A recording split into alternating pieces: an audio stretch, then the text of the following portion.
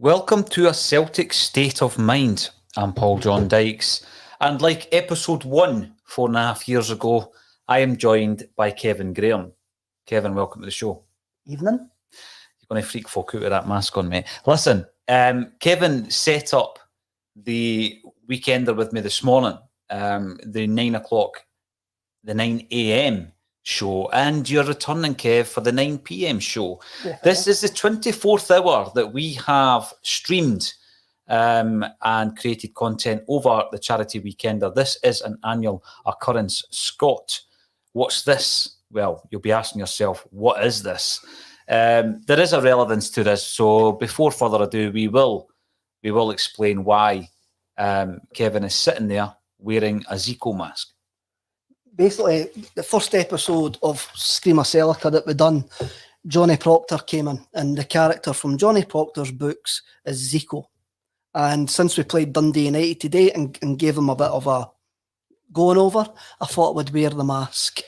So just a wee thank you to Johnny for coming in, and just to say we're thinking of him this evening. We're thinking of all our Dundee United friends. Yes. Who do we know that supports Dundee United? All right, so we know Nick Mercer, who was the front man of Sargent. Okay. He's a Dundee United fan. I didn't know that. He was in the studio last year. And hopefully we'll get him back in for an unplugged session.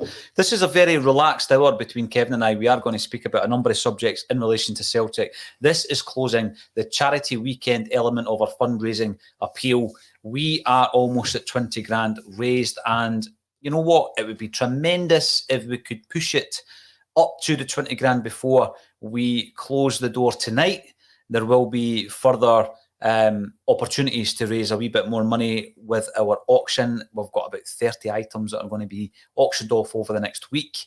And at this moment in time, we have £19,638, which means that we need to raise less than £400 to get us up to double the target, because the target was 10 grand. Now, why was the target £10,000? Kevin Graham, we are raising funds for St Mary's in the Carlton, which is the birthplace of Celtic Football Club.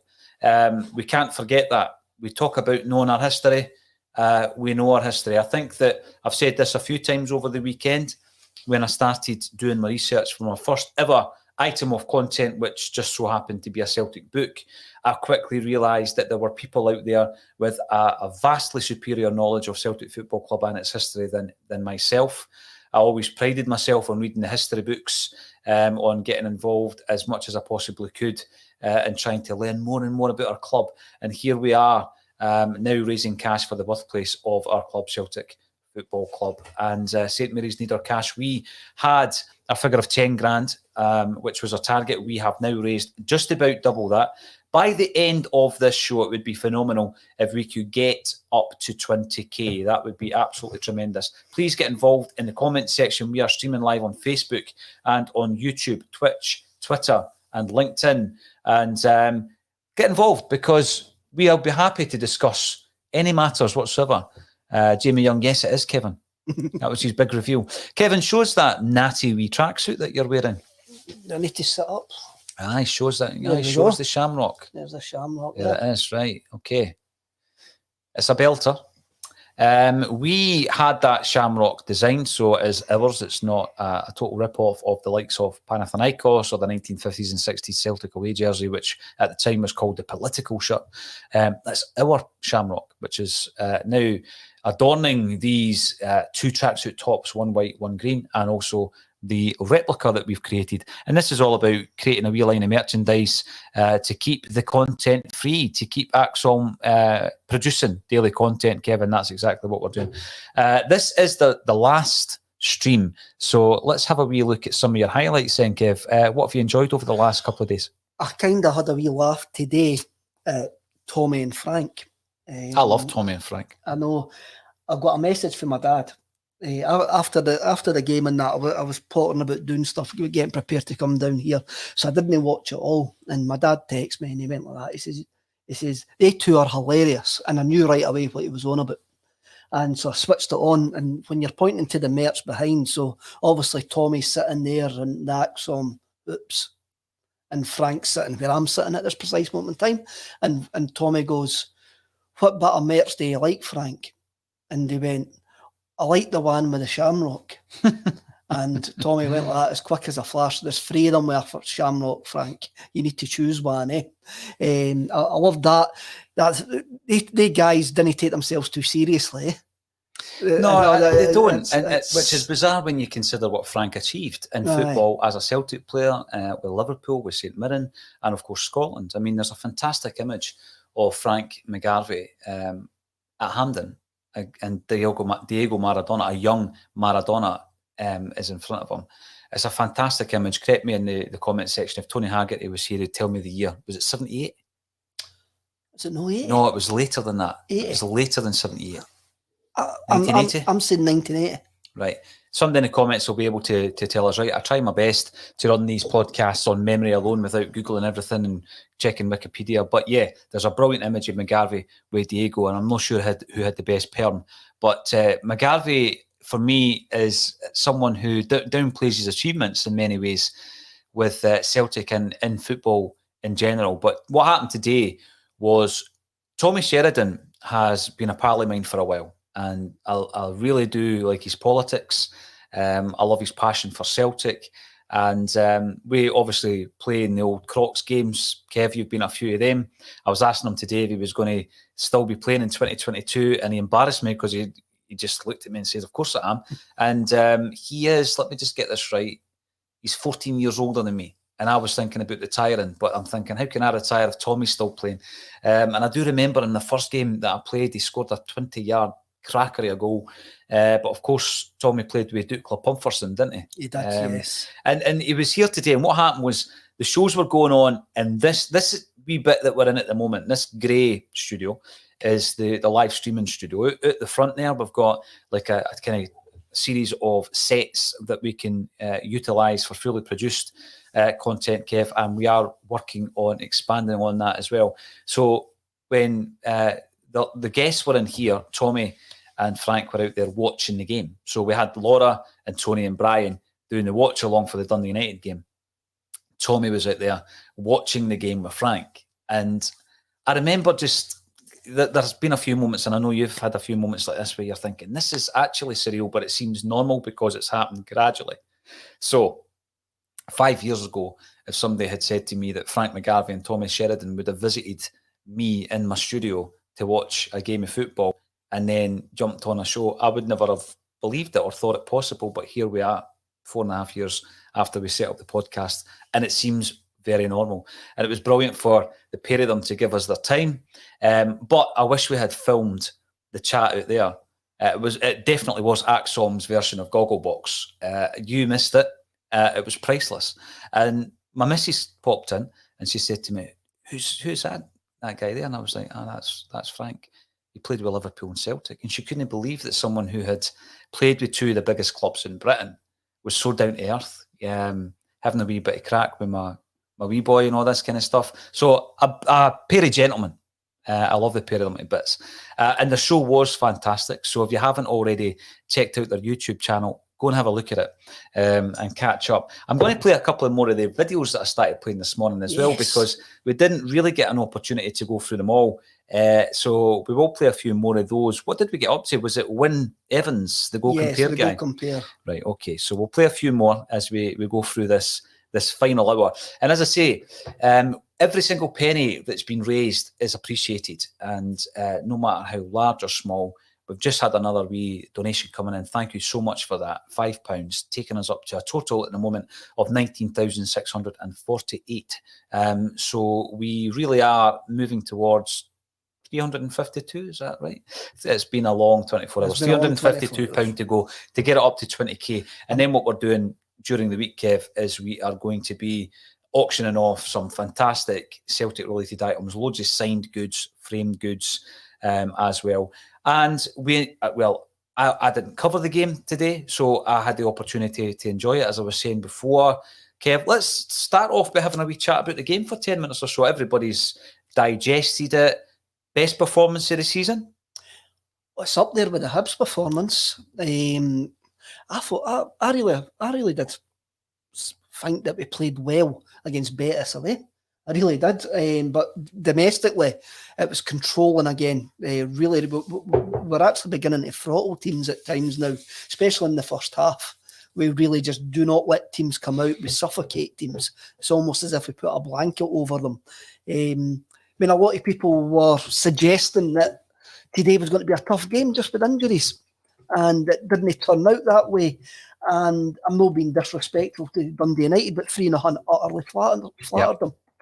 And once we start clicking, because I don't think we've clicked yet.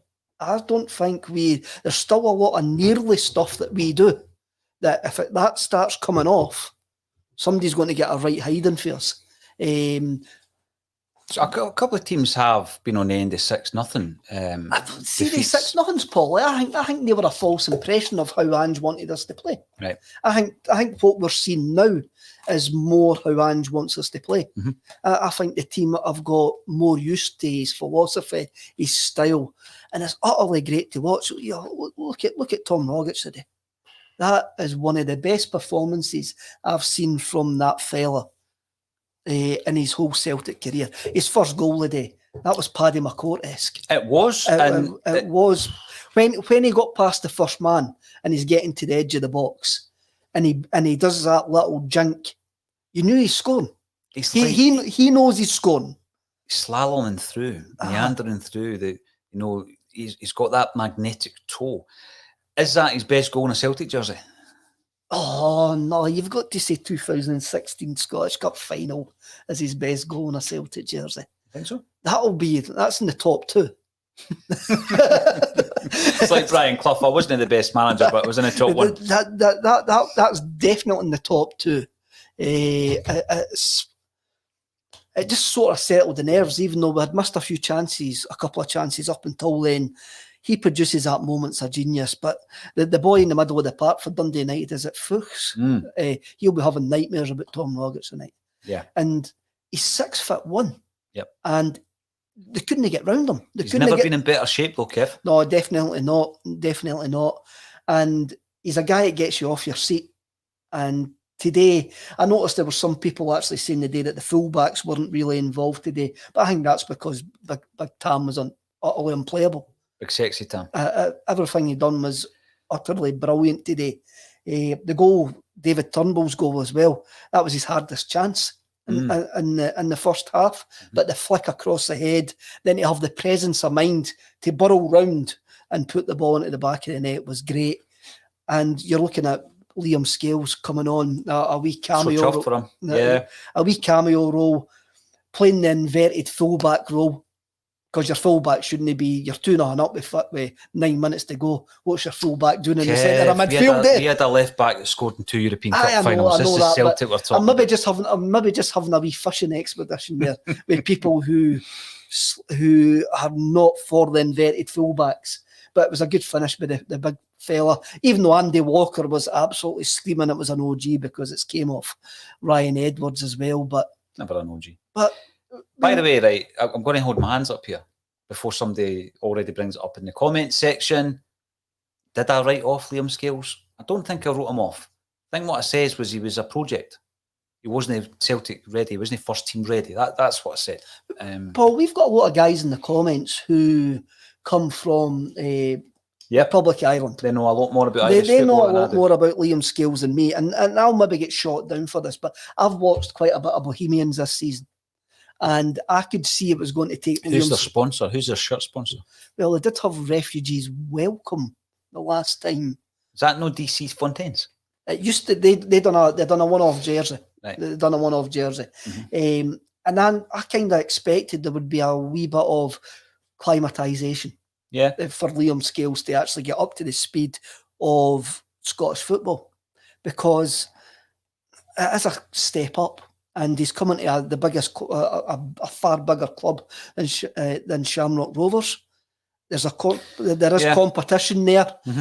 He's got to get used to the speed of training, the difference training with better players.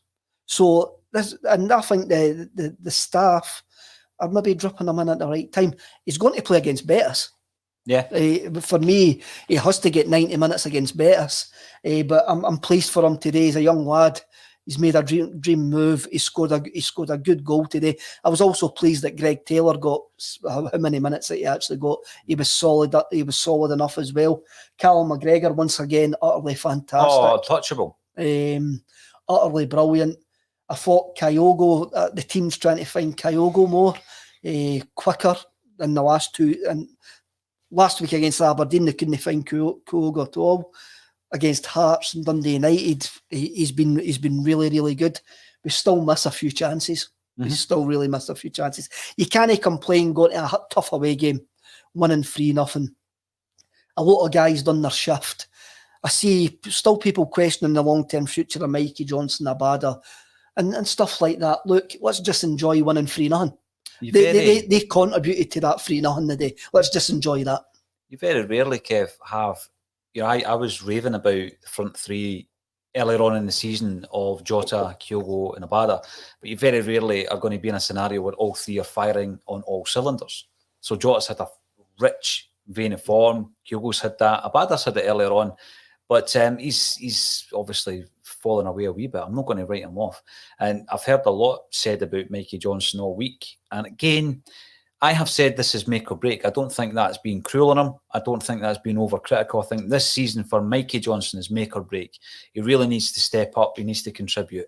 On Thursday, when Starfelt comes back into the team, and I'm talking to Laura Bradburn before the game, and there was this whole discussion around Starfelt, and I basically just said, it's just time for him to play. It's time for him to prove that he's worth £4.5 million. He's a Swedish internationalist. Yeah, he had to acclimatise. And Anne spoke about that, the fact that he's come in, he never really had the pre-season, he never even had a training session thrown into the team. It is going to take time for him to adapt. So when we're talking about scales, players from a far higher level have failed to adapt to Scottish football or playing for a club like Celtic. And you just got to look at last season with players like Diego Laxalt coming in from AC Milan, Shane Duffy coming in from Brighton, and Albion Ayeti coming in, John Joe Kenny. These players didn't adapt to playing for Celtic and or playing within Scottish football. So for Liam Scales to come in, I don't think it's doing him a disservice to say that he's probably a project, he's probably a fringe player. But at this moment in time, a few months down the line, he's given his chance, he scores a memorable goal, and he was absolutely delighted about it. Something just came to my mind when we were watching the game there with Frank McGarvey earlier on, and Tom Rogic scores that goal, and Frank said, that's a world-class goal. Doesn't matter if it's scored at Tannadice, that's a world-class goal. And it's true, though. I mean, we thought, who was the English club that was in for Tom Rogic? Was it Fulham? Was it Fulham or Hull? There was talk of a couple of teams coming in for him. And this is where he was on his way, and we'd kind of like checked out on Tom Rogic. If he was to be shown that kind of form on a platform like English football, it would be shown all over the world. I mean, that goal today was astonishing, but loads of his other play was as well. Kevin, that's a person and a player for me that hadn't contributed for a good 18 months prior to Postecoglou coming in. It seemed that you're talking about, we had maybe checked out on Tom Rogic. He had seemed to have checked out on us as well at times. During especially over the last 18 months, and Postecoglou's revived him. He must have been known the man. His phone must have been red hot when Postecoglou got the job with his teammates going, what's this guy like? And the big man seems to be, you look at Callum McGregor, but Rogic seems to be the big man's leader on the park as well. He leads by example. He does what Postecoglou wants him to do. And today he was unplayable. The Dundee United players were bouncing off him. He's 28, and I think we seem to actually forget he's been here 8 years. 8 years. 8 years he's been here. He basically played five-a-side football up until he was 20, and he won that night competition to get a professional contract. So he's still like a baby in his football career, because he hasn't played really 11-a-side football since in Scotland you play 11-a-side football for 8-year-old. So he hasn't got 20 years experience playing 11-a-side football, but you can actually see he's a futsal player because of his close control. You can actually see that he's played the majority of his development years with a smaller ball and smaller sided games. Somebody at 6'1" shouldn't be able to move like that. So somebody at 6'1" shouldn't be able to be as graceful as what Tom Rogic was today, and he has been 2016 Scottish Cup final in that as well. And I loved that goal today. I loved his performance today. I loved when he actually scored. He didn't really celebrate. He just sort of went, well, that's what I do. That's like, there wasn't any, Paddy McCourt had that as well. He didn't really celebrate when he scored it, when he had worldies as well. It was just have to go, aye, this is what I do. So you think, Kev, a couple of questions. Firstly, is this the best of Tom Rogic? Is this the best we've seen? Is he hitting a peak here? I think there was a period under Rodgers in the Invincible season when he was fantastic as well. What I'm going to say is this time he's got more responsibility. Yeah, because he's more of a senior player. He's more of a senior player, so there's a wee bit added pressure on him than maybe what was under Rodgers. So I think he's excelling because of that added pressure at this precise moment in time. Is it the best? Debatable, but possibly.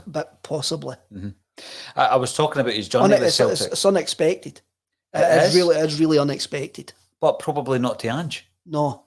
Probably Again, not to him. This goes back to the start of the season, Paul, where we were all going, Tom Rogic will not fit Ange Postecoglou's style of football. Well, he bloody does. We did say that, didn't we? Aye, we did. It's out there. So we're now £242 short of 20,000 quid. Wow. £242 is a lot of money, right? I'm not taking that for granted. But I've always said that when we started realising, Kev, that we had a platform that a lot of people were enjoying, we thought we need to use it for the betterment, and we need to use it for a wider good. So it was always a case of big amount of people watching it, giving a small amount equals a hefty amount for charity, and that's what we done last year, 27k. Wouldn't it be incredible, Kev, if we were to raise over and above the Charity Weekender, including the auction that we're going to run for a week after today, if we were to raise something like 23k, that would take us up to 50,000 over the two events. That would be phenomenal. That's beyond our wildest imaginations. When that'd buy you a Diddy or a Gat. It would. Yes, it's beyond our wildest imagination. You have to thank everybody, all the contributors, everybody who's gave up their time, jumped in their motors, came through the studio. It's an expensive time of year as well, and everybody has donated. It's been utterly fantastic. The guys, I know some guys that have been on the stream for 24 hours. That's amazing. That have been commenting all the time, and it's just humbling. It's really, I know Tony Haggerty says he's humbled all the time as well, but it's really humbling. There isn't really any other word. That this is the best of the Celtic support. This is really the best of the Celtic support. Oh, yeah. And if we go back to the game today, Postecoglou after the game actually says, you talk to people round about this club, and he says this club was nothing last season without the support. Mm-hmm.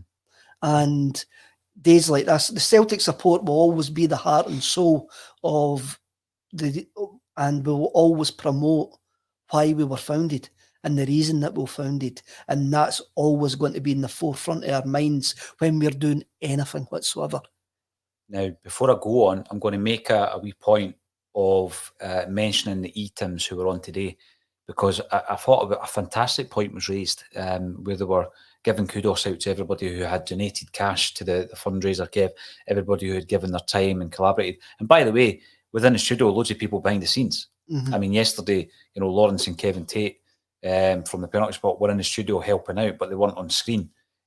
Kelvin, who is our videographer and resident genius, was in today helping out behind the scenes, not in front of the camera. So there's loads of people helping out. But what the E-Tim said, and I really enjoyed their input today actually, was why are the club not doing this? Why are the club not in a situation where they have a long time ago came to an arrangement or an agreement with St Mary's whereby we don't get into this situation? Now, I know the pandemic threw a low blower at everybody, Kev, right? So businesses, everybody's been affected by it. So when you are really relying on your parishioners in terms of the financial security of your church, and they don't leave the house for a year, it's obviously a completely different set of circumstances. So even if we just take it to the situation last year, Kev, should the club now then not be doing something about it? You would like to think that the fact is it's now been highlighted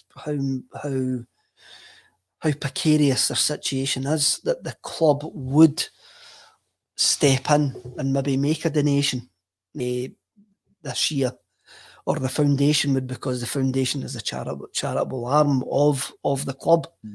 It's very difficult to comment on how the club view things, but as you say, St Mary's is the cornerstone of Celtic. Without having St Mary's, you're not going to have Celtic. And for them, and how many things have Celtic used St Mary's for over the last couple of years and that, and for them not to even have asked the question at that point, are you okay? During the pandemic. Yep. And some people were very, very critical of the club during the pandemic for not reaching out to the most vulnerable within their support, and maybe not reaching out to the most vulnerable in their own community. Go and do me a favour, Kev. Go and pull that one towards you, mate. Just visually, and push that one out the way. Just because it's hiding that gorgeous face of yours, mate. So we're going to just change. We can do that. We're a wee bit more relaxed today, so we can do that. Anybody wants to see my face? Your coupon, yes, they do. So pull that one a wee bit closer to you. There we go. Without pulling the cable out, that's fine. That's fine, mate. You're good. Yeah, I think that, there was a discussion had on Friday about, the fact that Tommy Burns sent a message. He sent a message to the wider Celtic support, and we may not have picked up on it. And he was reminding everybody of the importance of St Mary's to the whole fabric of Celtic Football Club. Because, sometimes people are putting a message across, Kevin, we just don't pick it up. And, we weren't aware of the plight. We were aware of the significance of St Mary's. We didn't know that, obviously, it was in dire straits. Stevie Chalmers was also, that the Mass was also at St Mary's. When Stevie passed, it was a lot more low-key for Stevie, as was his wish, because that was the character that Stevie was. And as you quite rightly said, we had the 125th anniversary Mass there, and then every year since. But the Mass every year since, in fact, let's go back to the 125th anniversary Mass. That was not something that the club was pushing for. 100%. That was not. That would not have gone ahead had it not been for certain individuals who wouldn't thank me for naming them. But there's people within the Celtic support who do an incredible amount of work, Kev, but they would never sit in that seat that you're sitting in and talk about it. And there are certain individuals who are instrumental in ensuring that 125th anniversary Mass went ahead, who are not employed by Celtic Football Club. They're just lifelong Celtic fans. And at least one of them will be well known to a lot of Celtic fans.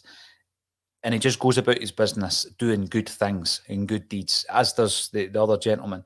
And when they approached the club, it wasn't even in their eye line, Kev, to be doing anything for the 125th anniversary of the birth of this club.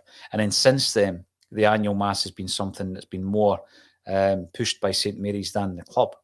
Then we have Bertie Auld, again, like Tommy, reminding us of the importance of St Mary's to Celtic Football Club. And that's what brought it back to the forefront in my mind a few weeks ago. So these people are sending us messages.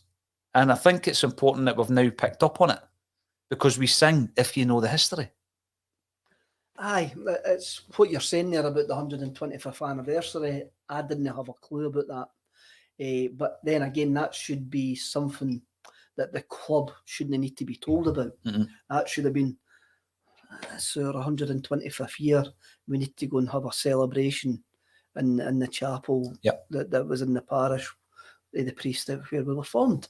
And maybe that shows that the people in the club, there's some people in the club maybe making the wrong decisions, or don't grasp the history of the club, and they're maybe looking in the wrong places. I mean, the Celtic Foundation do absolutely fantastic work. They really do. But I don't know who makes the choices of who gets the money and what they actually donate to. And it's very, very difficult to actually criticise the Celtic Foundation. But I find it quite easy to criticise the Celtic board.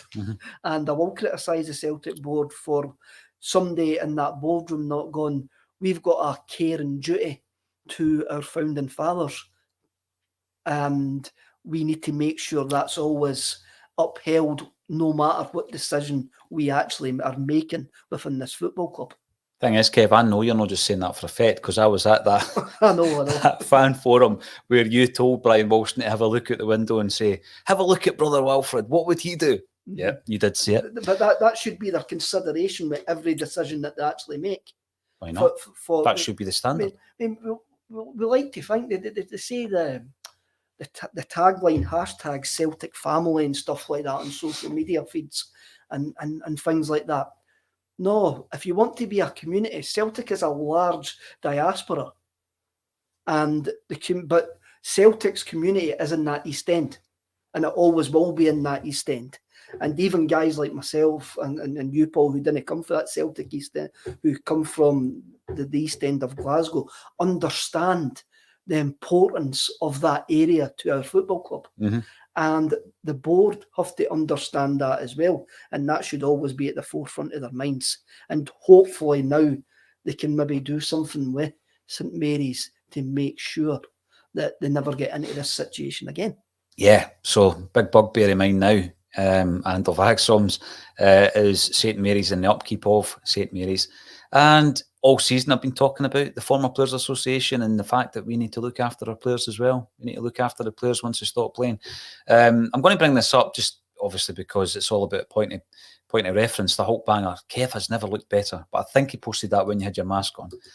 He also says there's nothing in the whole wide world that makes you want to smile like watching Glasgow Celtic putting on the style. Don't know if he was trying to be a poet, and if that was for your benefit, Kev, because as you were saying this morning, your book is just about upon us. You have the very first unbound draft of the book in front of us.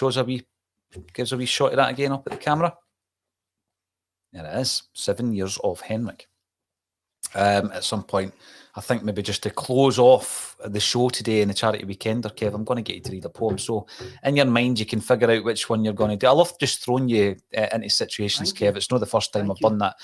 Just to let you know, the other time it was no big deal. We were at the Glasgow Royal Concert Hall and I, without any kind of warrant, told you that you were reciting poetry in front of 1,500 people, which was fine. Now, £19,895. That's astonishing. That's £105 off 20 grand. That's where we are just now. So Kevin and I were very relaxed. We're on the final hour of a 24-hour broadcast. Loads to talk about. We're going to jump in and out of today's game, of course. I'm pretty sure Tony, myself and Amy will chat all about that tomorrow as well on the ACSOM Bulletin. Right. Sorry. Stop the now. Okay. What about £105? Sorry? Are we £105 away from the 20 grand? I'll just double check. We were there a minute ago. Yes, we still are. Right. Martin McGarvey, who has illustrated the book, has says to give his fee to charity. I'll give the £105 to give you up to the 20 grand. Kevin, you're an absolute gentleman. And Martin McGarvey, whose artwork adorns that book, also done a phenomenal series of paintings that were exhibited at the penalty spot, 2 of which are in our auction as well. Both fantastic, but there is one that I might have to throw a wee bid in myself for, and it's a Danny McGrain in his pomp, Kev, signed by Danny, signed by the artist, original painting on a beautiful canvas. That's a phenomenal gesture. So we have now, and I've written it down, and it's on camera, so it needs to be, there you go, 105. We have just smashed through 20k. Unbelievable. I mean, it's serious, game-changing, life-changing amounts of cash, Kevin. Last season, there was the whole pandemic scenario that we were in the midst of. We were going for a quadruple treble. It was a moment in time. but we were given to 4 different charities who eventually all got in and around the £7,000 mark. And we proudly have the 4 frames in the studio because it's something to be really proud of. This time round, although we've not quite met the 27k, we've just hit £20,000 there, Kev, but it's all going to St Mary's, every penny. Every single penny. I mean, there's a small amount that GoFundMe, I think, take off when you do the transfer, but it is a small percentage. Every single penny is going to go to St Mary's. So that's an astonishing gesture from yourself, Kevin. Thank you so much for that, mate. Now, Tommy Roderick, last word on the matter. You were looking at that performance today and asking yourself, is it the best of the season? And a few people out the front of the studio were saying that's the best we've seen Celtic playing since the first half at Easter Road. Well, what's the common denominator there? It's Big Tam. Big Tam. And then, of course, he gets injured in that game, and we managed the second half out, don't we, at 3-0. We look as though we're going to be winning 4 or 5 at Easter Road that day. Now, that's Tommy Roderick. The final question I would ask then, I think that Ange Postecoglou, Colin Watt and I had a conversation on a weekend bulletin months ago, and we spoke about the fact that when a manager comes in, historically, they often revitalise certain players. So you can look at Ronnie Deila doing that. You can look at Brendan Rodgers, almost forgot his name. Brendan Rodgers did that. And I'm not forgetting Neil Lennon. I'm not airbrushing Neil Lennon out of the history books after everything that he's done for the club. Kevin. So they are able to tap in. I mean, you've just got to look at Neil Lennon's impact on James Forrest when he first came into the side. James Forrest played 2 games under Mowbray, didn't he? Mowbray gave him his debut, yeah. But it was under Lennon that he started coming to the fore as a young player, 17, 18 years of age. So yeah, absolutely. And when you look at the players that we thought, is he going to revitalise this one or that one? The obvious one was Tom Roderick because he had worked with him at international level. I would suggest, and tell me if you think there's any more, that he has revitalised Tom Roderick, Nir Beaton, and when he's playing midfield, and Tony Ralston. But I would also argue that he's revitalised Joe Hart, not as a Celtic player, but as a footballer. I think that's the 4 players. Which of the 4 has made the biggest impact? Joe Hart. Of those 4 that I've mentioned? Of those 4, yes. I think Hart shows what we were missing last season. I think Joe Hart brings...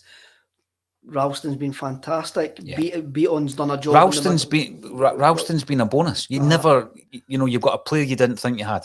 But I think Joe Hart has brought leadership experience into our dressing room, which was in a state of flux. You've got to remember, and it's something that Postecoglou talks about quite often, that you had 12 new players walk into that dressing room, and how many left? So 14 left. Joe Hart walked into a problem position, a position where where there is a lack of talent, or a lack of talent with confidence. Anyway, a lack of confidence in the goalkeepers. And he's completely revitalised himself and revitalised that role within Celtic. And even today, he put a couple of great passes today, even though he ended up on his bum with a couple of them. I would say Joe Hart for me has probably been the biggest bonus this season. Did the sun just get in his eyes at that moment earlier on? I think so. I mean, it's coming out of the George Fox eye, so it probably would have done. I think Postecoglou has possibly also revitalised Cameron Carter-Vickers as a player, because how many loan spells has he had? 7 or 8. 7 or 8. Yeah. Now he's getting a massive run of games. He has shown his ability, and he's shown his ability so much that Tottenham are getting a bit wide with the prices. With the prices. So there's a lot of guys there that Postecoglou can take credit for revitalising. What I really love about it, though, is you can actually see the areas that we can get better, and you actually believe that we can actually bridge that gap and get better.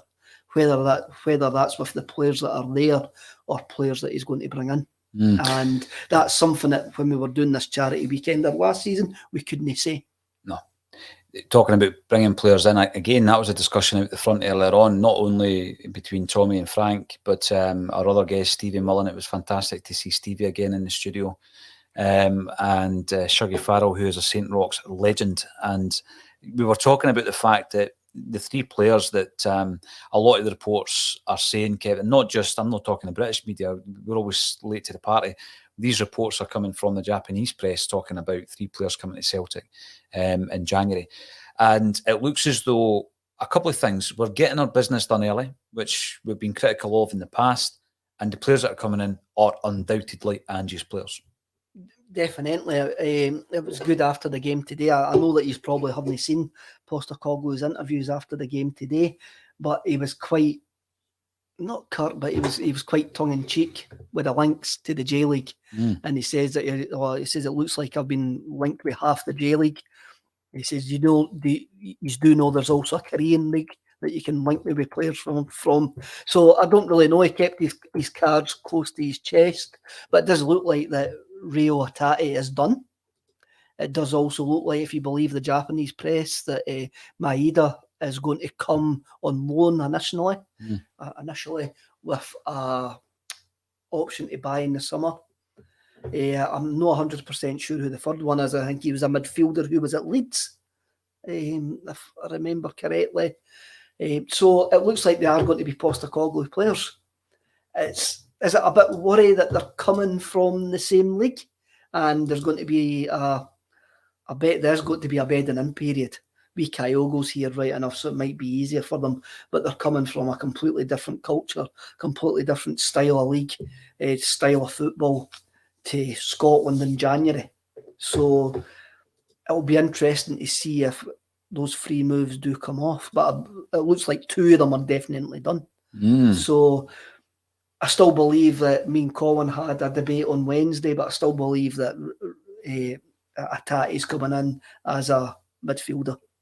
I do believe he's coming in a midfielder, and Maeda is going to give us that sort of pacey option wide as well. Maybe through the middle, get another Kyogo. Giakoumakis just seems to be constantly injured now. Aiete doesn't seem to be featuring much. It's never going to happen, mate. It's not. I mean, people were talking about left backs. I think today maybe proved that we've got options at left back. Maybe not long-term options, but we've got options at left back.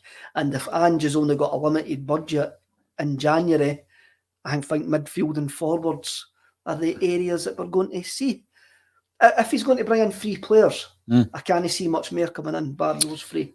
Yeah, and we spoke about that as well earlier on, because Colin was audacious enough to say that we're going to need six.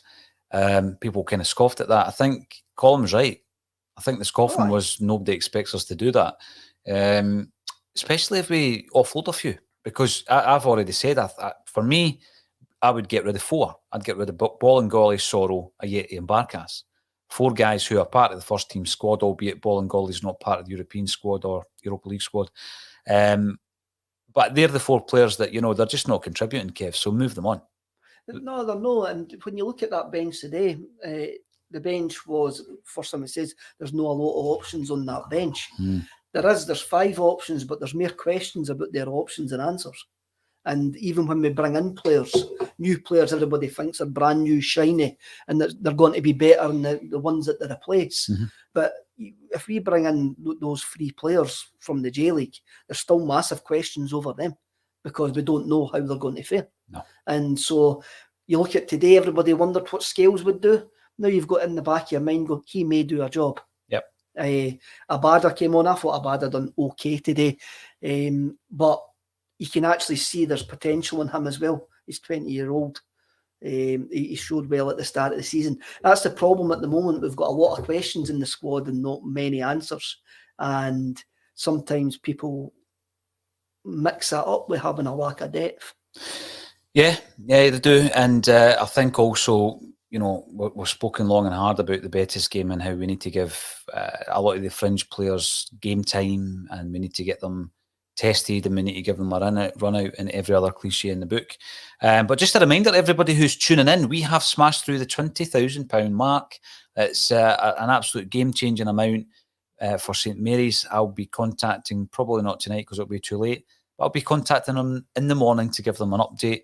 And we did have a message coming through. Let's see if I can find it, from Stephen. Welcome to the show, Stephen. You're on YouTube. Anybody on YouTube, get yourself subscribed on there. Click the notifications bell. I was telling Kevin about some of the big plans for a Celtic State of Mind and a State of Mind over the next 12 months. And basically, you don't want to miss it. There's going to be an incredible amount of content free on the channel. So get yourself subscribed on there, and you will get exclusive content from a Celtic State of Mind. Now, Paul Joseph Cregan, and I need to bring it up, Paul, because my eyesight is so bad that I can't read it until it's on the screen. A little off topic, but do you have a date of release for the ACSOM tracksuit tops that are displayed behind you, PJ? Well, they came in on Friday, Paul, and otherwise they would have been on the website, but because of the weekend, it'll be tomorrow before we get up on the website. We're going to be selling these for 40 quid. We've got the white ones and the green ones as well. And we've had a lot of interest in them. So if anybody does buy them, we'll make sure that they're out immediately for Christmas. You know, it would always be nice just to get the old Christmas present, the last minute ones. John Boy 67. Graham, well done, ACSOM. Thank you very much for that. But well done, everybody. Well done, every single Celtic podcast who has got involved. And a few times, it was Tony Haggerty that was saying a couple of times over the weekender, you talk about pod wars.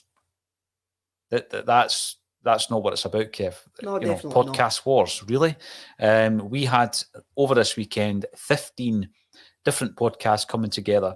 So let's run through, in no particular order, everybody who was involved over the weekender. Thank you to Tony Curran, who gave us the time. Did you get a chance to watch the interview, Kev? I did. He was brilliant. He's a top man. He is a top man. The friend of Declan McConville. Yeah, friend of Deck. Celtic Down Under, love that show. I'll tell you what I love about it is they're ahead of the curve when it comes to the what's happening in Japan. So they know a hell of a lot more than our mainstream media in terms of the players. Definitely, and these guys must be loving the fact that we've got Ange Postecoglou as a manager. Mm-hmm. And there's a big interest in the J League now, and we've actually seen a big interest on ACSOM, the amount of contributors that we get now from Australia. Yeah. So I'm sure they're all in bed at this precise moment in time. I noticed Kookaburra, who comments quite a lot, he was saying it was 11 o'clock when he was watching the game earlier on today. So, good luck to the lads. Absolutely. We also had the Patriot game. Not only a phenomenal tune, but also a very, very good podcast, and they were on as well. 67 Hail Hail, really enjoyed that. John and Hamish joined us.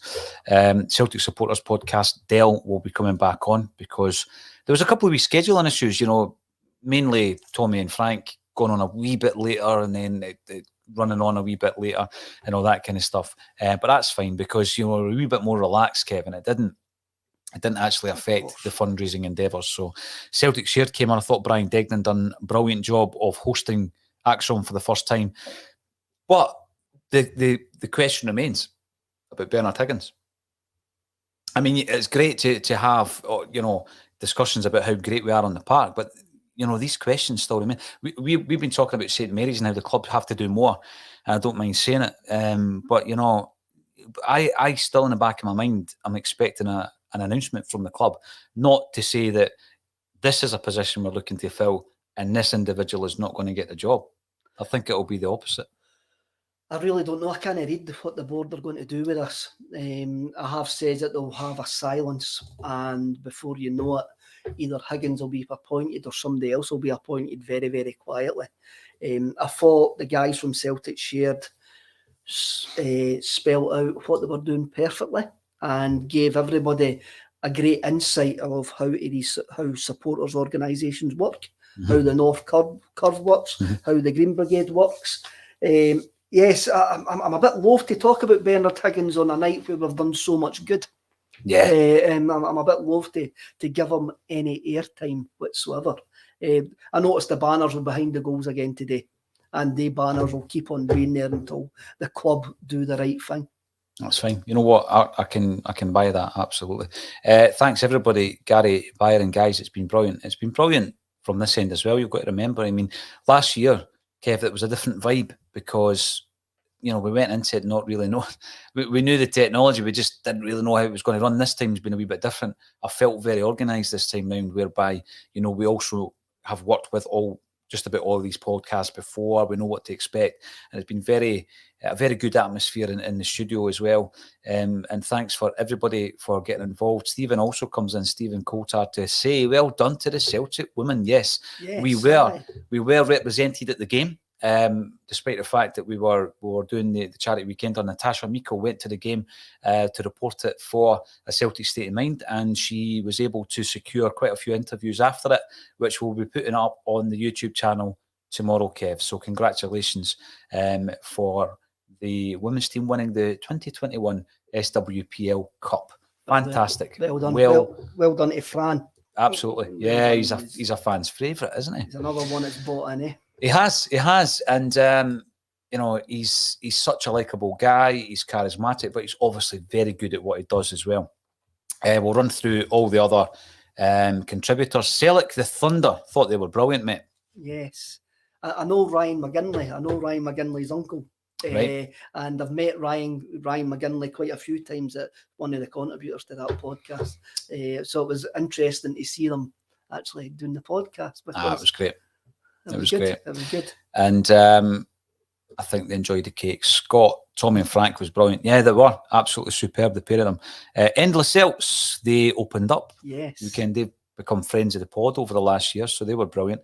And we also introduced our fans to some of the other content we make on the channel. Every single Saturday night, we put out an unplugged session. The unplugged session, Kevin, we mainly have emerging acts, but we also ask on established acts, so that every so often the channel, or the show rather, gets a wee boost in terms of the audience, and then maybe the audience will subscribe and then look at some of the other sessions, because some of the sessions are tremendous. You look at some of the bands and what they've done. I think we got quite a few of them just at the right time. Brooke Combe, for example. Brooke Combe's going to be massive. Got her at the right time. And a Celtic fan she is too.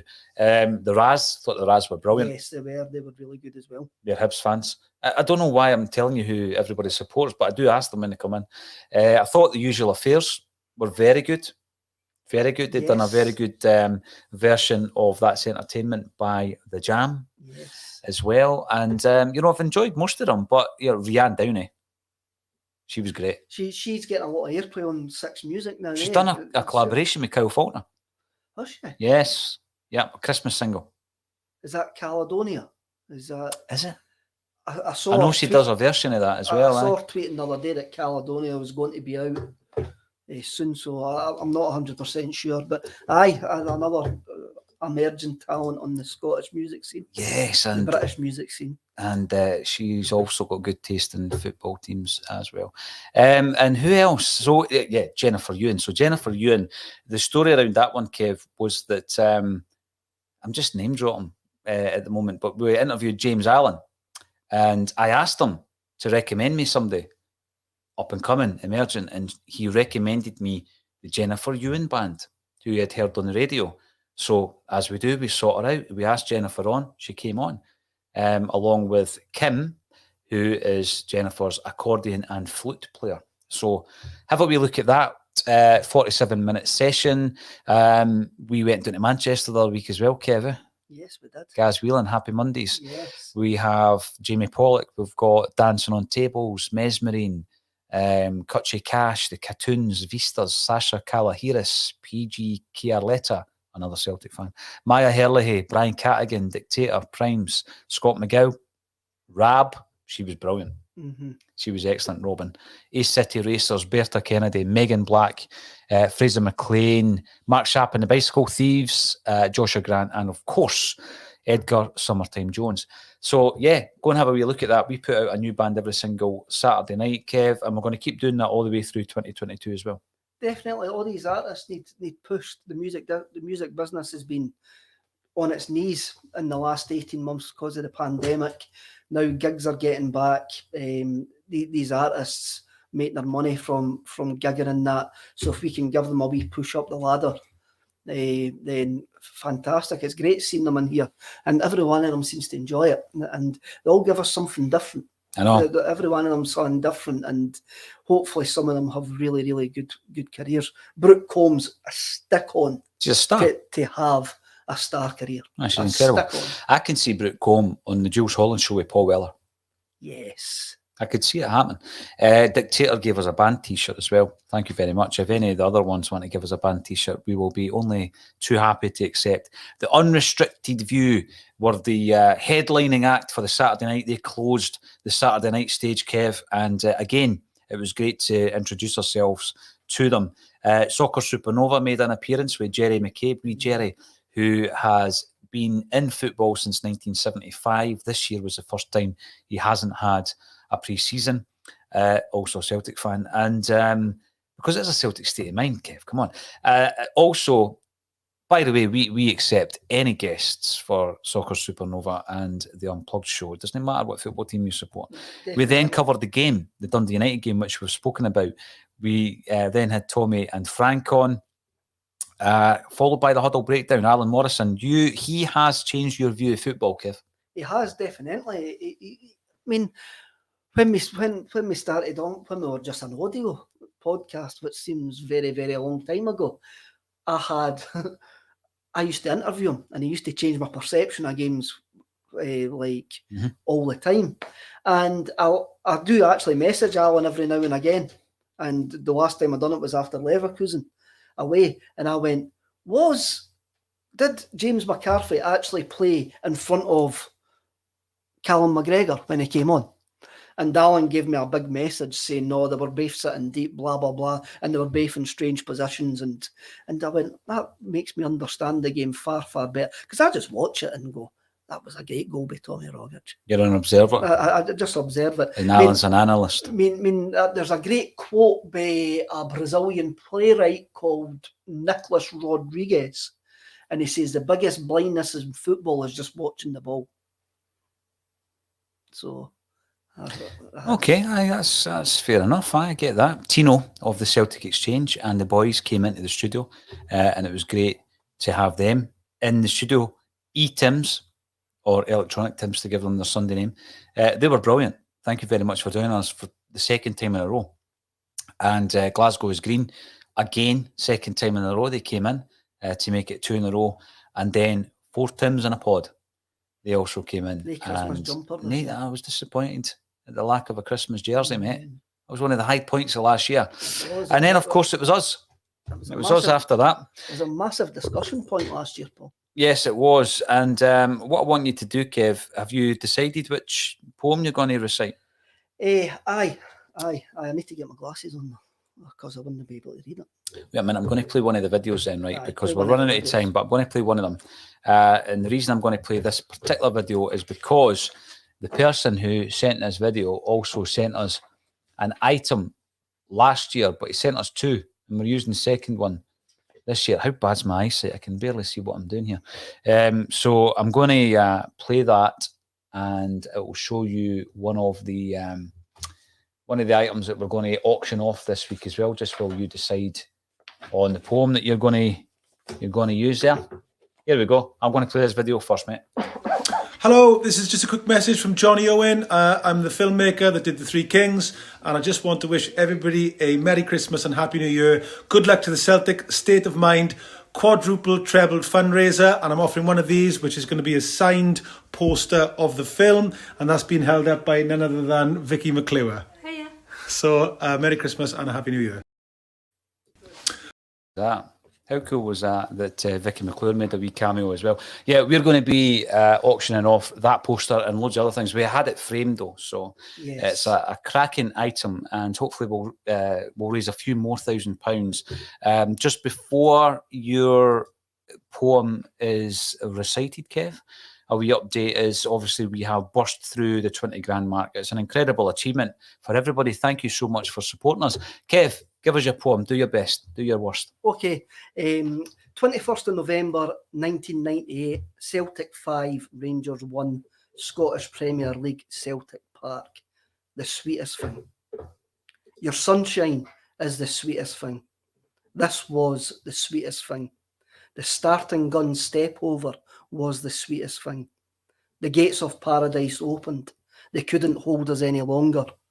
The arrogance of wealth, the flash boys, throwing money around like confetti, hiding frailty within smoke and mirrors and a narcissistic smile. We counted pennies, jealous of showmanship, not realising that copper would be worth more than gold, that blank cheques bounce higher than cash. And we were a green-eyed monster, falling in love with a brown-eyed boy, and it would be the sweetest thing. As long as the compass points north, he will know where the ball will be. A would-be Braveheart grabbing at the air, trying to swat flies, attempting a shove to affect your balance, to befoul your assurance is ignored with ease. And you post a love letter with the sweetest of smells, delivering us not a blind kind of love, but the love like a newborn's eyes, swimming with the limitless possibilities of life. It's the sweetest thing. Beautiful. That is from Kevin's forthcoming collection of poems. What's it called, Kev? 7 Years of Henrik. 7 Years of Henrik. That will be available on ACSOM.net. We will be promoting that book. We'll be taking Kevin on the roads for a series of gigs in 2022 as well. And also on ACSOM.net next week, you'll be able to buy that tracksuit that Kevin is wearing, as well as the white alternative version that is just over my shoulder. Kevin, that was an incredible weekend. £20,000 plus raised for St Mary's, the birthplace of Celtic. You make a massive difference. Every single one of you that tune in, you make a huge difference to what we do, what the club does. You form opinions based on your comments that come in. I mean, I give credit to the commenters in terms of Ralph Rangnick, Kev. We were doing it straight for Paddock. They didn't know who Ralph Rangnick was 3 weeks ago. Am I right? Yes. That's a Man United channel that's got 700,000 subscribers. But Celtic fans were telling us about Ralph Rangnick best part of a year ago. So that shows you the quality that's in the comments section. And as long as you keep tuning in, we will always be broadcasting a Celtic state of mind. Thank you to every single one of yous. What I can say is a member, last thing to consider, a member of the Celtic family from the East Coast, Kev, a businessman, threw 10 grand in the pot. 10 grand in the pot yesterday. And I'm just wondering if anybody through Glasgow wants to match that. There's a lot of big, deep pockets over there. It'd be nice if one of the businessmen matched that incredible donation that we got yesterday and pushes us even further above the 10 grand target that we had. We've doubled that. We're going to do the auction tomorrow. Kev, it's been fantastic. And I can't thank you enough and everybody who's been involved in a Celtic state of mind.